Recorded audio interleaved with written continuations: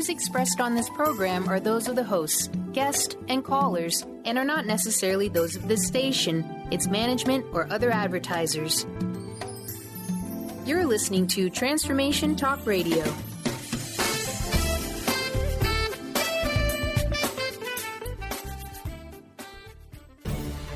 Get ready for a game changer. Sarah Westall is bringing you Business Game Changers Radio. Mondays at noon Pacific, 3 Eastern, Sarah will bring you leading experts, visionaries, and newsmakers who provide the best commentary on big issues and cutting-edge innovations. Sarah's 20 years as a business executive will help you think like an entrepreneur with expertise, energy, and attitude. Now here's your host, Sarah Westall.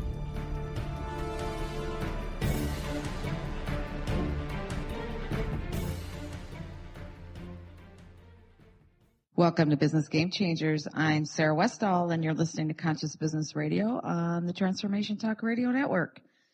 Well, the 2016 election is really shaping up to be a weird one, really polarized, probably the most polarized election in modern history. Clinton represents the establishment, which I think most people would agree on, while Trump represents an angry base that wants something different. Bernie Sanders really was the other side of the coin from Trump. It was an alternative for the angry and disenfranchised on the Democratic side. But now with just Clinton and Trump in the race, many are struggling to support either candidate. Disenfranchised Democrats have abandoned ship and have boosted donations to the Green Party's candidate. In fact, Jill Stein has increased her fundraising efforts by over 1,000% since Bernie Sanders dropped out of the race. And in national polls, she has reached 7% in some national polls.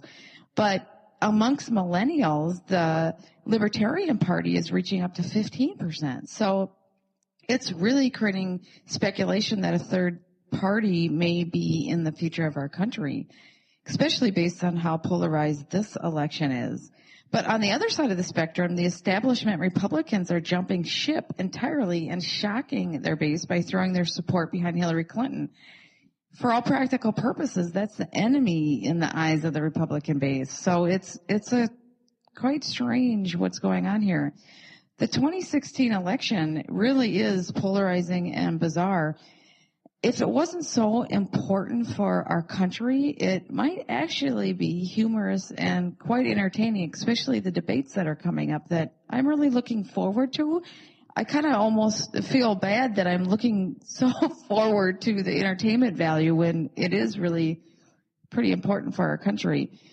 But in this episode, we are bringing back Alan Wilensky, who was the Assistant Tax Secretary under George Bush, and he really is a Washington insider, and he doesn't hold back here. He's giving his opinions on many of the issues.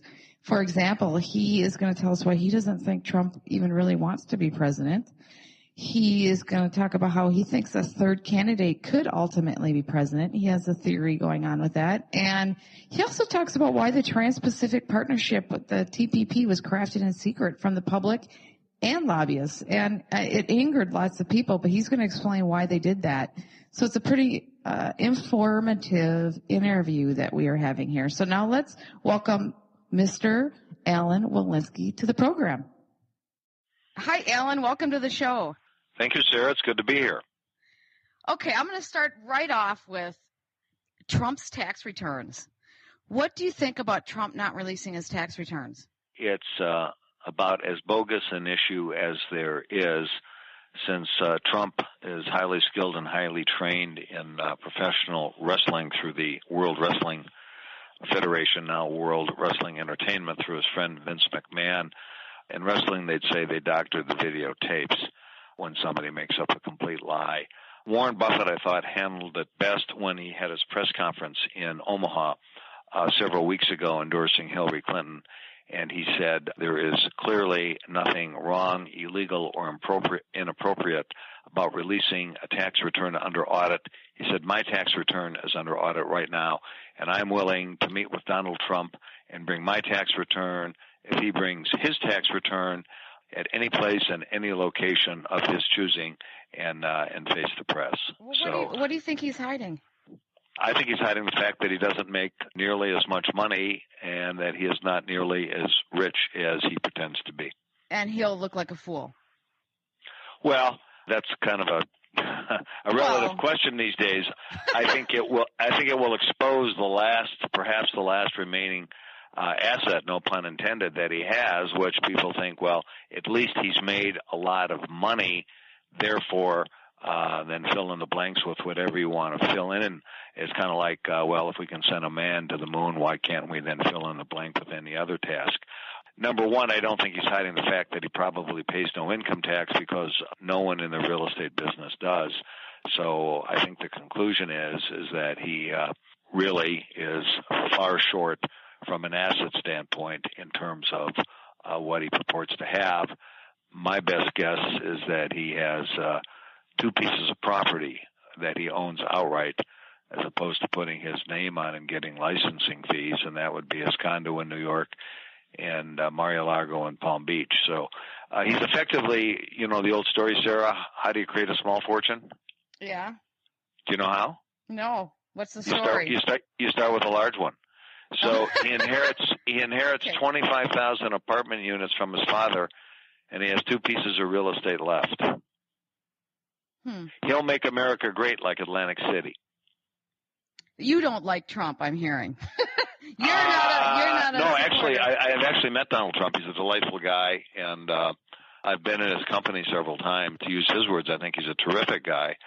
But to quote a president of the United States and a presidential candidate, I don't think he's temperamentally suited to be the commander-in-chief and have his finger on the nuclear button. Yeah, he does have a temperament, doesn't he? He gets mad at people pretty easily if his ego is bruised.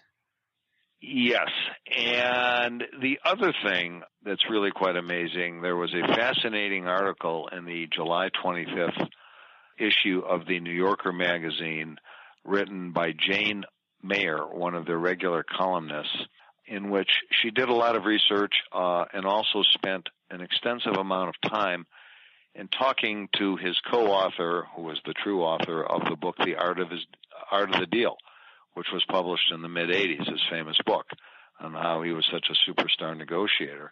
That's what got him famous, that book. It certainly helped. He is a fantastic showman and promoter, and I think the two people in my lifetime who best know how to read the white, blue-collar American individual are Vince McMahon, who inherited his father's relatively small wrestling business and turned it into a billion-dollar public behemoth, and Donald Trump, who has done a phenomenal job of being able to brand both his properties and create his very successful television show, The Apprentice. So he is a tremendous brander, but I would say real estate is not his core competency.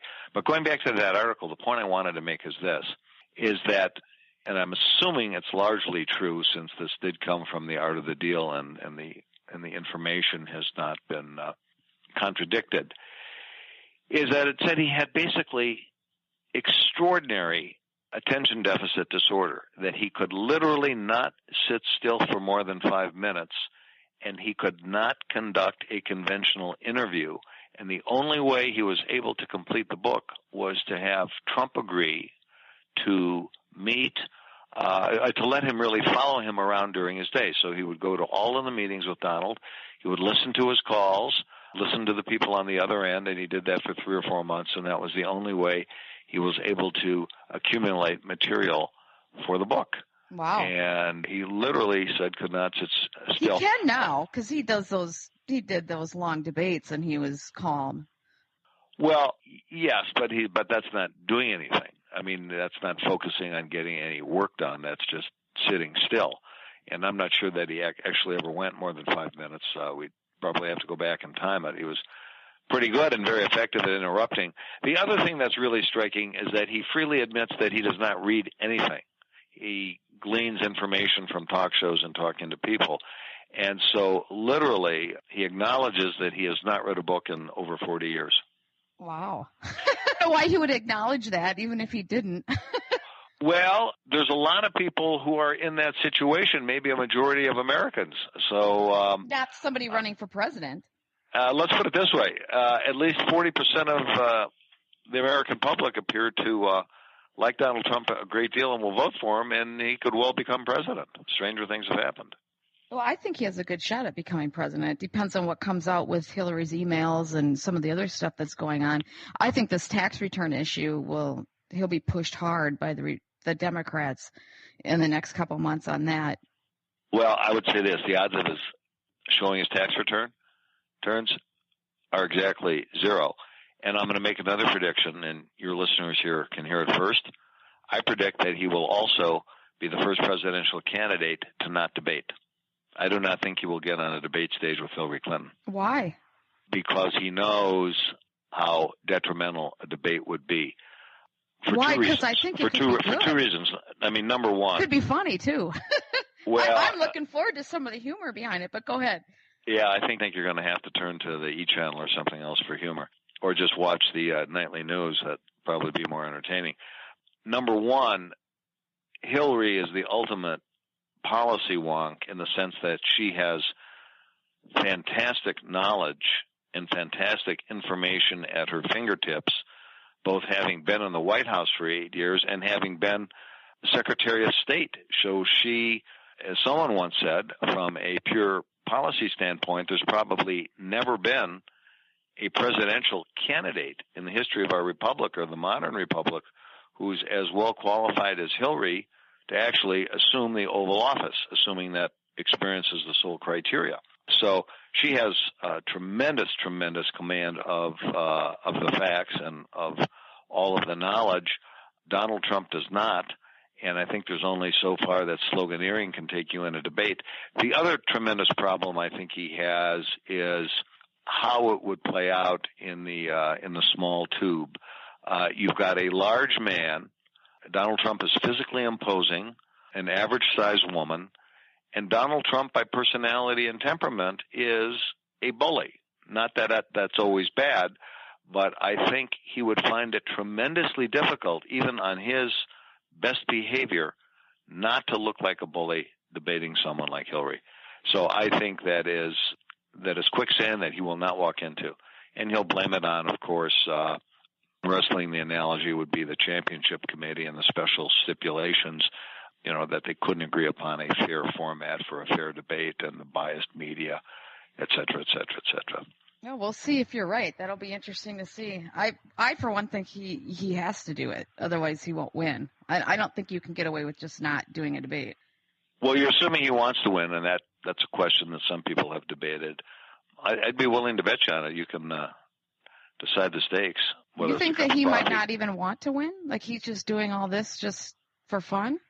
Well, first of all, I don't pretend to be a psychiatrist or a psychologist, but I think a little bit, and of course we in Minnesota have probably the best perspective of any group of people in any state with Jesse the Body Ventura, where I think both Jesse and Donald Trump ran with the notion of presenting a viewpoint, having strongly held views, but not really thinking that they would be likely to win and not really putting it into their game plan, that they would spend 4 or 8 years in very difficult jobs for low pay, for which neither was terribly well qualified for.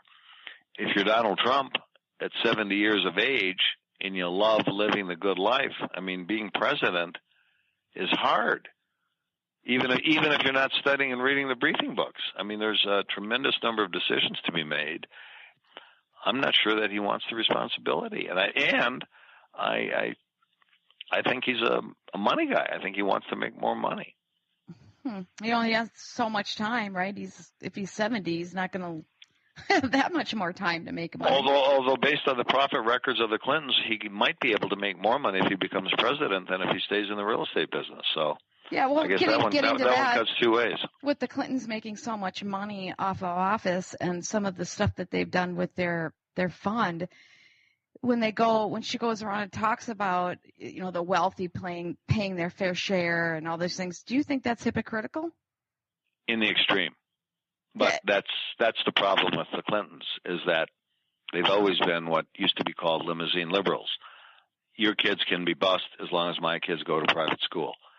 So, and actually, I think it's a matter of public record how much money the Clintons have made in approximate numbers.